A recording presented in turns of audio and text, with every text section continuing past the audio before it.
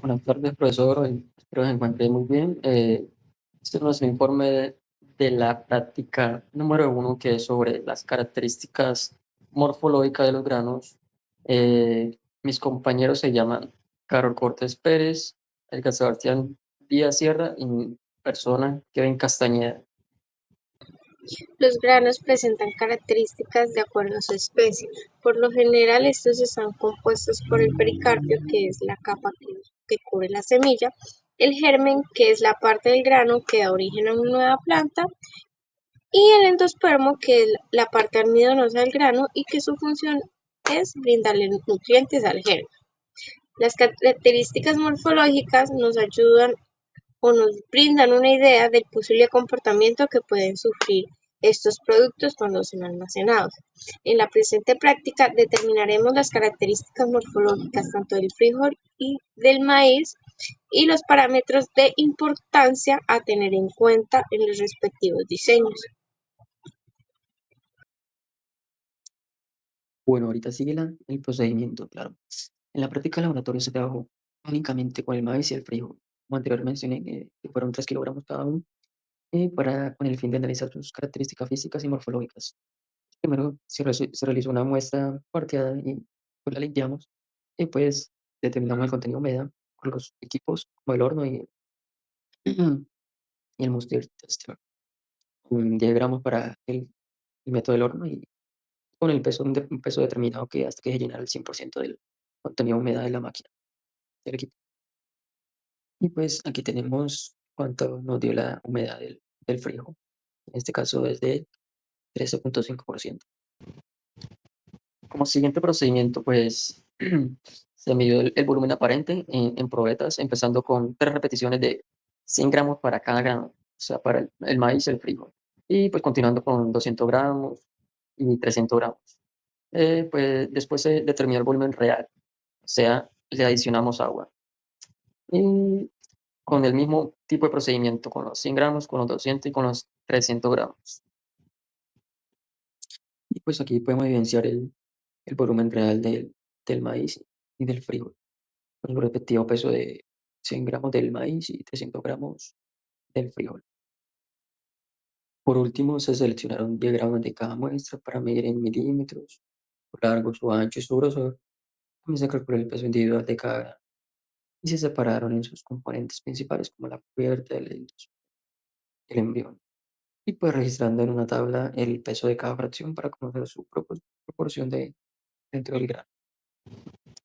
Y pues aquí unas imágenes representativas del pesaje de los 10 granos de maíz y frijol, con su representativa separación del maíz y del frijol, en las cuales se llaman la cubierta, el endospermo.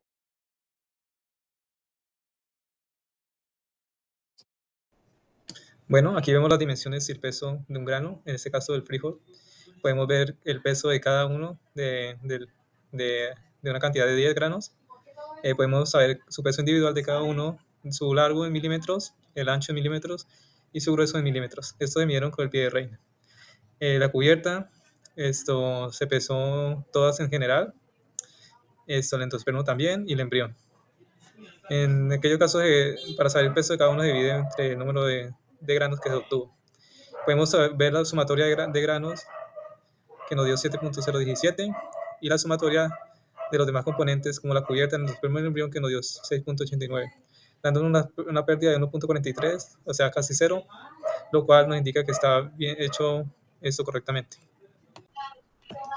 Bueno, con el otro grano, el maíz, esto también se siguió el mismo procedimiento, 10 granos, los cuales cada uno se le pesó individualmente y también se midió su largo en milímetros, su ancho en milímetros, su grueso en milímetros y también se pesó en conjunto toda la cubierta de ese material, el endospermo y el embrión. Esto y sumados, ese conjunto me dio 3,246 y el peso total de los granos nos dio 3,118, teniendo una pérdida de 1,28, que eso es casi cero, lo que garantiza la efectividad de este procedimiento. A continuación encontraremos los resultados obtenidos por el método indirecto con los equipos Moisture Tester. En el cuadro de arriba encontramos el equipo G610i, el cual nos dio un promedio de humedad para el maíz de 13.35% y para el frijol un promedio de humedad del 13.5%. En el caso del Moisture Tester de PM450 nos dio un promedio de humedad para el maíz de 13.1% y para el frijol de 13.75%. Estos valores no variaron tanto en ambas máquinas. A continuación encontraremos los resultados obtenidos por el método de la estufa. En este caso la muestra inicial fue de 15 gramos aproximadamente. Esto se llevó a calentar durante 24 horas a la estufa. Después de este tiempo se retira la muestra, se pesa y a este valor de la masa de caja de Petri más la muestra del producto final se le resta lo que es la masa de caja de Petri, que nos da el total o el valor de la masa de peso del producto final. En este caso para el maíz nos da un valor de la muestra 1 de 13.37 gramos, la muestra 2 de 13.51 gramos. Nosotros lo calculamos con el contenido de humedad en base seca. En la muestra 1 en el maíz nos da un porcentaje de 11.16% y en la muestra 2 de 10.70%. Para el frijol, en la muestra 1 nos dio una masa de producto final de 13.03 gramos y de la muestra 2 de 13.15 gramos. Para un contenido de humedad en base seca de la muestra 1 de 13.76% y en la muestra 2 de 13.31%. Aquí podemos observar que los valores de la masa del producto final disminuyeron aproximadamente 2 gramos por muestra de cada producto. A continuación encontraremos la densidad aparente y densidad real del frijol, donde la densidad aparente es el peso en gramos de cada una de las pruebas realizadas, el volumen de cada una de estas en mililitros, y en la densidad real también encontramos el peso en gramos de cada una de las muestras de las pruebas realizadas, el promedio de estos pesos de 100, 200 y 300 gramos aproximadamente, el agua utilizada en mililitros, que fueron 500 mililitros, el volumen que el frijol desplazó en el agua y el volumen de la muestra de frijol. Asimismo, también tenemos el peso específico aparente, que es el cociente del peso de la densidad aparente sobre el volumen de la muestra, el promedio de ese peso específico aparente, el peso específico real, que es el cociente del peso de la densidad real sobre el volumen de la muestra, el promedio de este peso específico real y el volumen intersticial, que es el resultado del promedio de los pesos de la densidad real por 1 sobre el peso específico aparente menos el cociente de 1 sobre el peso específico real de las muestras, lo que nos da unos valores de 63 a 66 gramos sobre mililitros para la muestra de 100 gramos, de 108 a 109 gramos sobre mililitros para la muestra de 200 gramos y de 145 a 150 para la muestra de 300 gramos aproximadamente.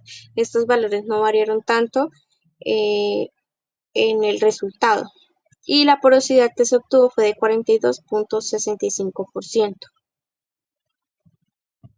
De igual manera, aquí encontramos los valores de la densidad aparente, densidad real, peso específico aparente, el peso específico real, el valor intersticial y la porosidad del maíz. Estos resultados se obtuvieron de la misma manera que se obtuvieron los del frijol.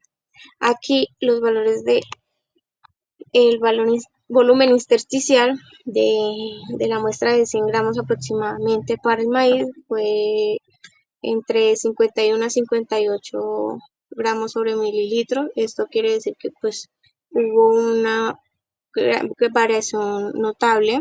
Para la muestra de 200 gramos aproximadamente fue de 90 a 108 gramos sobre mililitros. Esto también se pudo observar una variación bastante grande y para la muestra de 300 gramos aproximados fue de 124 a 130. En esta no se presentó una variación muy alta y su porosidad fue de 37.76%. Comparando los resultados obtenidos con la siguiente tabla obtenida de la FAO de la densidad aparente de productos agrícolas, se puede decir que el frijol presenta una variación de la densidad entre 750 y 820 kilogramos sobre metros cúbicos. En nuestro caso obtuvimos un valor de 0.76 gramos sobre centímetros cúbicos en la densidad. Esto quiere decir que alcanzamos a llegar a una densidad adecuada según este cuadro de la FAO. Asimismo, para el maíz muestra un valor de entre 700 y 820 kilogramos sobre metro cúbico. En nuestro caso, nuestro valor fue de 0.77 gramos sobre centímetros cúbicos. Esto quiere decir que estamos en un rango óptimo de la densidad aparente según la tabla obtenida de la FAO. Variación del peso específico aparente y la porosidad con respecto al peso del producto. A la derecha de la diapositiva tenemos una ilustración que describe de manera más específica este proceso. Y en pocas palabras, en un ejemplo, que en las partículas del suelo no están compactadas del todo y están ocupadas en su espacio por aire. Este aire, al ser compactado el suelo, se reduce disminuyendo la porosidad, lo que hace que aumente el peso específico. Variación del peso específico aparente y la porosidad con respecto al tamaño del producto. Bueno, en esta gráfica nos explica muy bien qué es lo que pasa cuando el tamaño de los granos es mayor.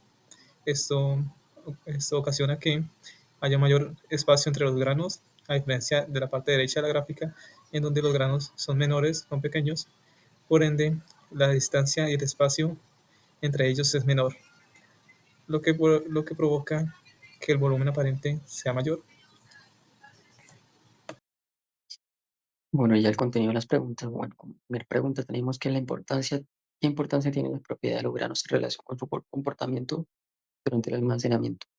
Pues tenemos que las propiedades de los granos como la humedad, el peso específico, la densidad y la porosidad son esenciales porque determinan su resistencia al deterioro, la ventilación en el almacenamiento y la susceptibilidad a plagas y hongos. Estas características influyen directamente en la conservación de la calidad, la vida útil y la elección de los métodos de secado, empaquetado y manejo post cosecha.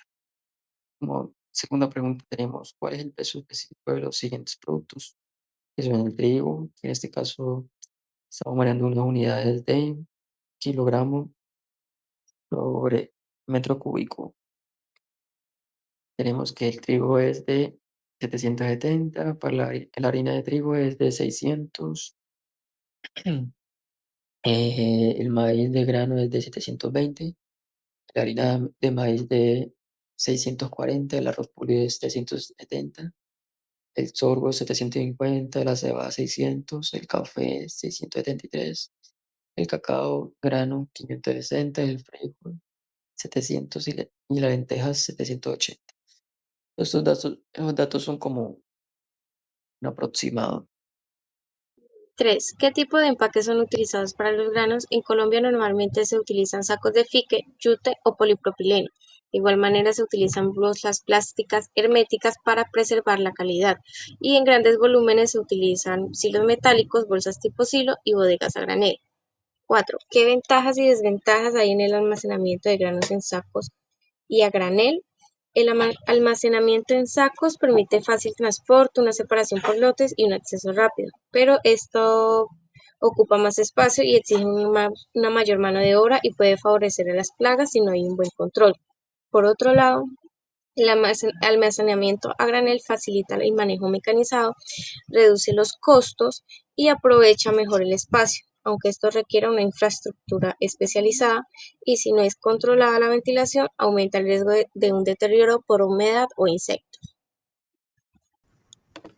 Como ya sabemos, los granos respiran y como cualquier otro ser vivo, esto necesita oxígeno. También necesita cumplir ciertas condiciones para que no se pudra, se dañe o acumule humedad. Esto tiene que estar bien almacenados para que cumplan esto con la humedad requerida. La temperatura también tiene que ser ideal y bien empaquetados para conservar su calidad. Bueno, en la siguiente tabla podemos ver cada una de las características que tienen los productos, su humedad en porcentaje, la energía en calorías, proteínas en gramos, grasas en gramos, carbohidratos en gramos y fibras en gramos. Para todo tipo de productos tenemos trigo de grano, harina de trigo, maíz de grano, entre otros.